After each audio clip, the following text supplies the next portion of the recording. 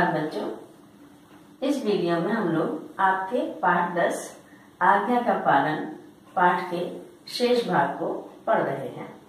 इसके पूर्व वीडियो में हम लोगों ने पढ़ा है हमारे भूतपूर्व प्रधानमंत्री श्री लाल बहादुर शास्त्री जी ने वीर सैनिकों द्वारा प्राप्त की गई जीत के बारे में। आइए हम लोग पाठ शुरू करते हैं फिर से। दुनिया की कुछ बड़ी शक्तियों को हमारी प्रगति फूटी आंख नहीं सुहाती। हमारे शत्रु की पीठ पर उनका हाथ है। वे हमारे देश को भेजे जाने वाले अनाज को बंद करने की धमकी दे रहे हैं। हम किसी धमकी से डरकर अपने देश की एकता और अखंडता को नष्ट नहीं होने देंगे। दुनिया की कुछ बड़ी शक्तियों को शास्त्री जी ने बताया कि संसार में बहुत सारे देश हैं, लेकिन जो कुछ विकसित देश हैं उनको भारत देश की प्रगति, भारत देश की उन्नति बिल्कुल भी पसंद नहीं आती, बिल्कुल भी हजम नहीं होती। हमारे शत्रु की पीठ पर हमारा जो शत्रु देश है, वे जो विकसित देश हैं उनकी सहायता कर रहे हैं। वे हमारे देश को भेजे जाने वाले अनाज को बंद करने की धमकी दे रहे हैं। अर्थात वे जो विकसित देश हैं वे भारत देश को भेजे जाने वाले अनाज को बंद करने की धमकी भी दे रहे हैं। लेकिन उन्होंने बताया कि हम भारतवासी किसी धमकी से डरकर अपने देश की एकता और अखंडता को समाप्त नहीं होने देंगे। मैं अपने देशवासियों से अनुरोध करता हूं, उन्होंने देशवासियों से आग्रह किया है कि आज से वे सप्ताह में एक दिन एक समय ही भोजन करें, ताकि देश को अनाज के अभाव का सामना न करना पड़े। मैं अपने देश के किसानों से अनुरोध करता हूं कि वे धरती को अपने परिश्रम से और अधिक सींचें। उनके परिश्रम से हमारी धरती इतना अधिक सोना उगले कि कोई हमें आंख दिखाने का साहस भी न कर सके। शास्त्री जी ने देशवासियों से अनुरोध किया है कि आज से सभी भारतवासी सप्ताह में एक दिन व्रत रखें और उस व्रत में एक समय भोजन करें, ताकि देश में अनाज की कमी ना हो सके और हमें दूसरे देशों से अनाज नहीं मंगवाना पड़े। उन्होंने किसानों से भी अनुरोध किया है कि वे अपने फसलों को की देखभाल और अधिक अच्छी तरह से करें, अपने परिश्रम को और बढ़ाएं, ताकि उनके इस परिश्रम से हमारी धरती इतना अधिक सोना उगले, इतना अधिक अन्न उत्पन्न करे कि कोई दूसरी शक्तियां, कोई भी महाशक्ति हमें डराने धमकाने का साहस भी न कर सके। जय जवान, जय किसान, जय हिंद। बच्चा, हमने आपको पाठ के प्रारंभ में बताया है कि यह नारा है हमारे लाल बहादुर शास्त्री जी का, जिसे सुनकर सारे देश में उत्साह की एक लहर दौड़ गई।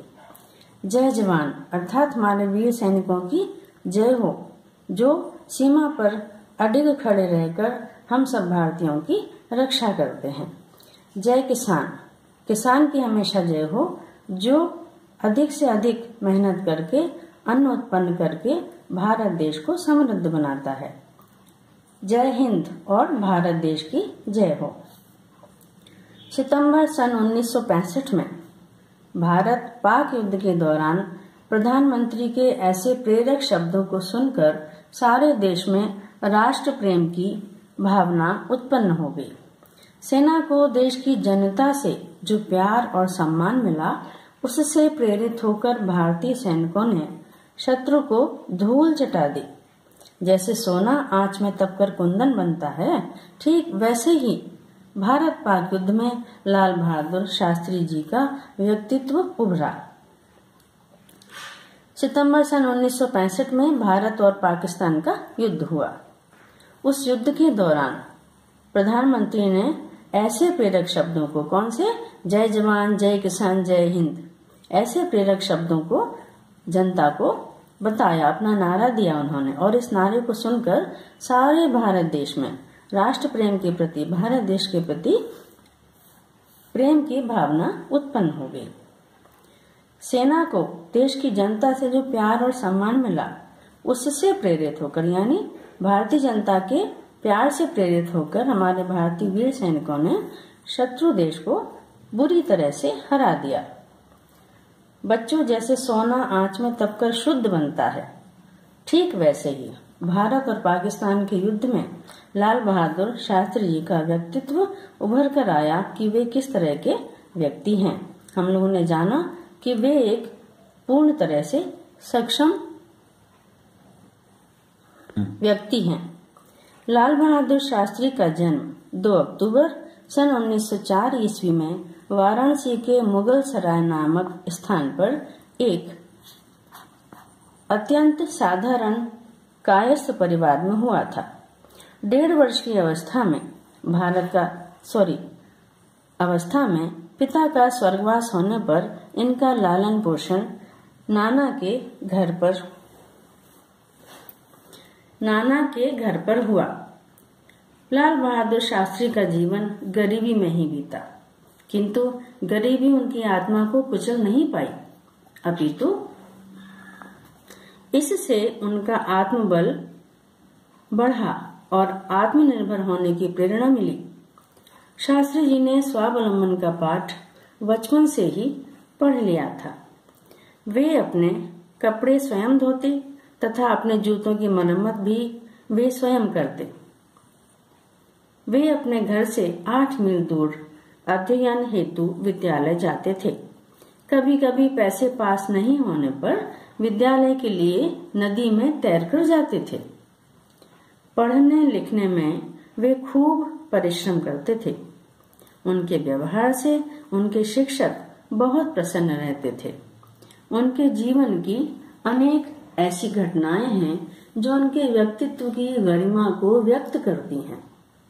उनमें से कुछ प्रसंगों का उल्लेख करना अनुचित नहीं होगा।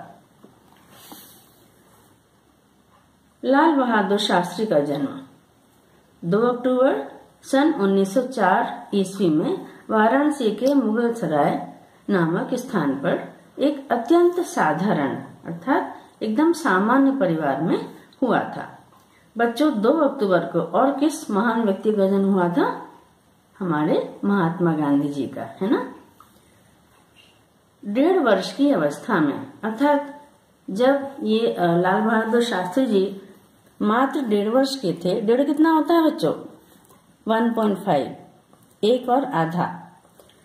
1.5 वर्ष की अवस्था में पिता का स्वर्गवास होने पर, पिताजी की मृत्यु होने पर इनका लालन पालन अपने नाना जी के घर पर हुआ।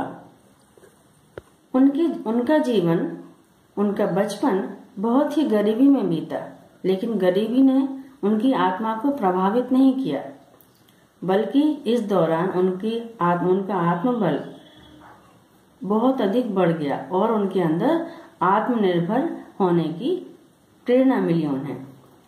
अर्थात वे स्वयं को आत्मनिर्भर बनाने की कोशिश करते रहे। शास्त्री जी ने स्वावलंबन का पाठ अर्थात आत्मनिर्भर होने का पाठ होने की शिक्षा बचपन में ही प्राप्त कर ली थी। वे अपने सारे काम स्वयं करते थे, यहाँ तक कि जूतों की मरम्मत भी वे स्वयं करते थे। और बच्चों, उनका पढ़ने लिखने में खूब मन लगता था, खूब मन से वे पढ़ाई करते थे और उनके अच्छे व्यवहार से उनके सभी शिक्षक प्रसन्न रहते थे। बच्चों, उनके व्यक्तित्व की गरिमा को प्रस्तुत करने वाले, व्यक्त करने वाले कुछ प्रेरक प्रसंग हम सभी लोग अगले वीडियो में पढ़ेंगे।